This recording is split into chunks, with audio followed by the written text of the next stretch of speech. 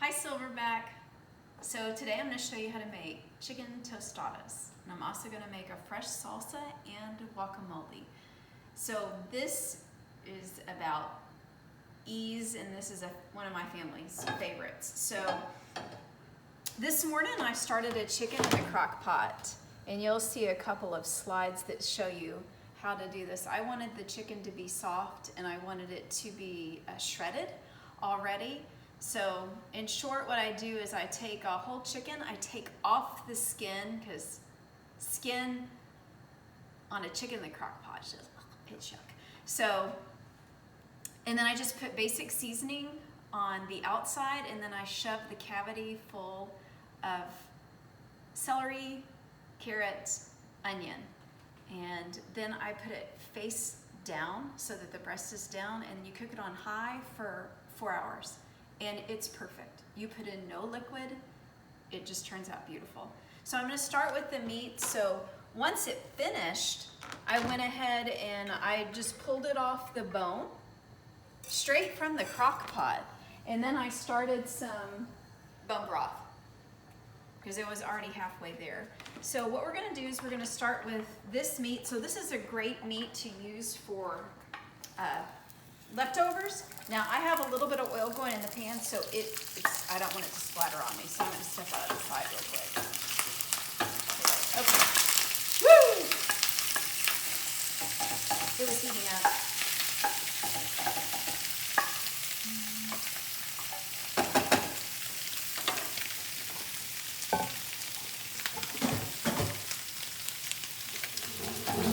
Well, it's Friday night. Total was tired, so she's not here, but she will be here for the regular Sunday installment with plenty of things to say, I'm sure. So Madison was gracious enough to come and help me. So she's behind the camera right now. So I'm doing meat super simple. So it's already cooked, so we're really just adding flavor and then heating it up. So I'm going to put a little bit of salt and pepper.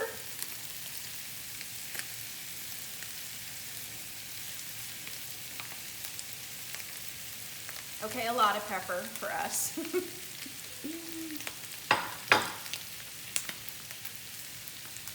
And this for me is a perfect application for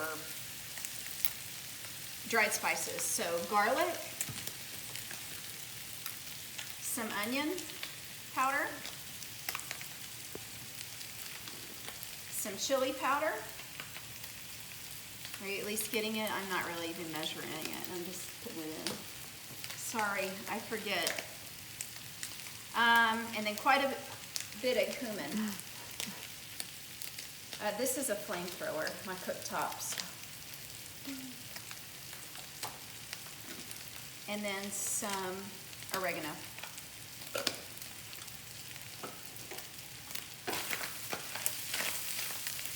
Now I'm going to mix that through, and what it'll also do is it'll activate the spice. All of a sudden, whenever it gets hot, you can start to really smell it.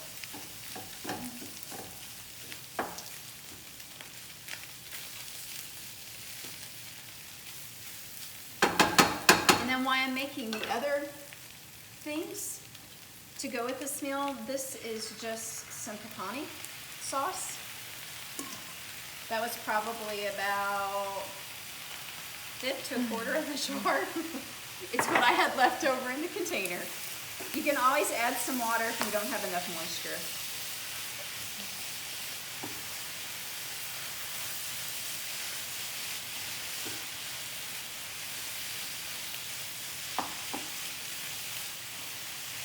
Which is exactly what I'm going to do. I need a little bit more moisture.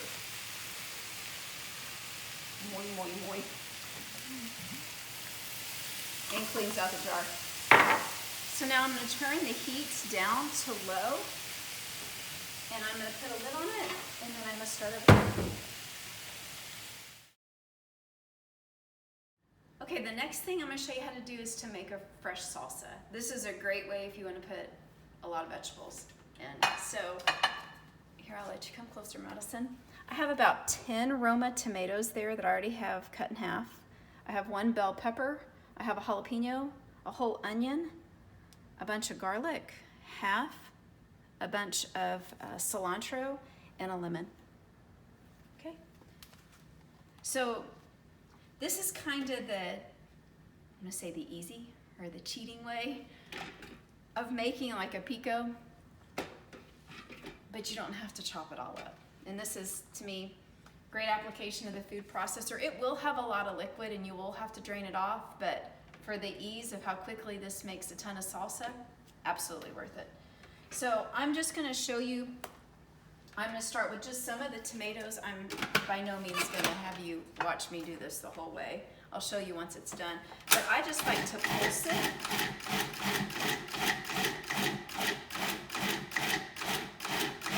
I like the distribution of the cuts. And so, good.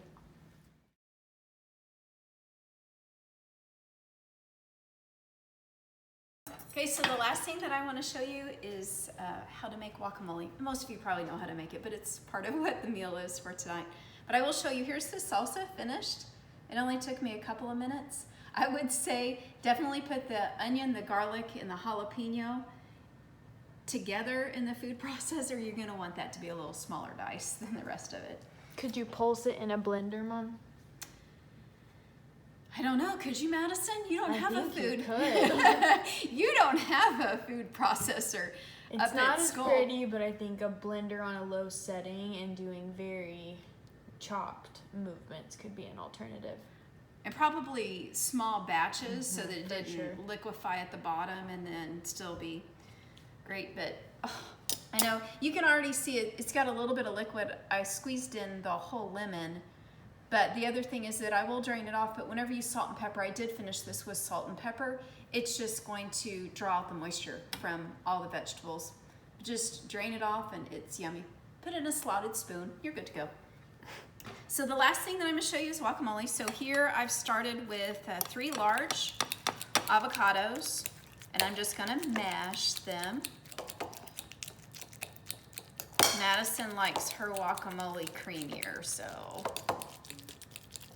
trying to be a nice mom. So I'm gonna go ahead and start with salt and pepper.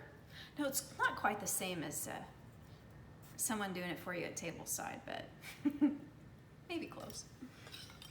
So salt and pepper, and then here's all the yummy stuff that I'm gonna put in. I thought it would just be easier if I chopped it ahead of time. Here, green onions, you can use any type of onions. I just happen to have green onions, and then I have cilantro, tomatoes, and it's one of the aromas from earlier, and then some pickled jalapeno, because I didn't think to leave some of the fresh out, but you can do fresh. And then of course I have the garlic. So I'm gonna slide this with the cutting board.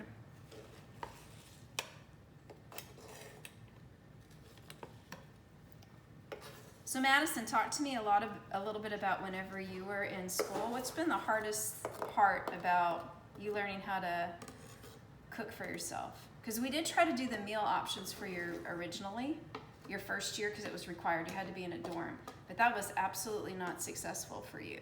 It wasn't enough food, and the food wasn't healthy for you, so. For planning, I have started focusing just on what I need for meat weekly, and then just kind of shop the sales for vegetables, pick a couple things out like tomatoes that I'm always gonna want, and just kind of figure out how to make meals off of that. So you have any parents out there that are gonna have kids that are gonna be going off to school soon or living on their own or whatever, what advice would you give them? Because it's a big deal to be responsible to make all of your food. I think after watching kids around me, I would say once your kids go to college or away for something, I would still check in on their eating and make sure that they're making good choices and not stockpiling ramen like my roommate last year did. So the interesting thing is that Madison got to move into an apartment on her own. She had had roommates before, but she was really struggling from a health perspective, particularly with her food allergies. So the interesting thing is once she got into an apartment by herself and she fully had the ability to make all of her own food, like I think the year before you went to the Ready Clinic like 10 times through the year. For sure. If not This more. year, yeah, if not more. And it usually, because usually if she got into gluten, then she always would have a secondary infection, either ear infection, strep throat. Those are usually it, right? Sinus infection. Sinus infection, always a secondary head Got infection. The flu one time. With inflammation, which makes sense. I mean, that tracks. Well, how many times did you go this year for those type of related illnesses? I think just once. It was from Once. recruitment.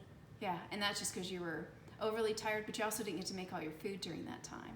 I was also surrounded by perfume, but that was another issue. Okay. She doesn't do chemicals well either. Clearly, she got that from me. She doesn't wear a lot of makeup and all that stuff too. So, yeah, you've done really really well. So, did we cook together growing up? Oh, for sure. All the time. Yep. Did you always help me cook? No, I tried sometimes. No. What did you usually do though? I was thinking about that today. I don't know. Usually, I made dinner, and where were you?